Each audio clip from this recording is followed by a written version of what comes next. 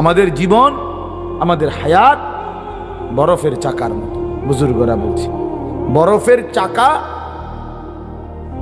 বরফ বের করার পর চাকা প্রতি সেকেন্ড সেকেন্ড গলতে থাকে, একবারে সেকেন্ডে গলতে গলতে শেষ হয়।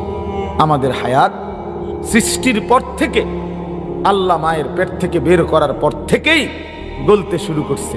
প্রতি সেকেন্ড যাচ্ছে, আমার হায়াত শেষ হচ্ছে, আমি আমার নির্দিষ্ট গন্তব্য কবরের দিকেই যাচ্ছি।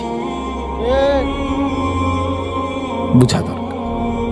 কুল ইন্নাল মাউতাল্লাযী তাফিররুনা মিনহু ফাইন্নাহু মুলাকীকুম। নবী আপনি বলেন, মৃত্যু থেকে তোমরা যেখানেই পলায়ন করো না কেন, আল্লাহ বলতেছেন সে তোমাদের সাথে নিজেই এসে মোলাকাত করবে।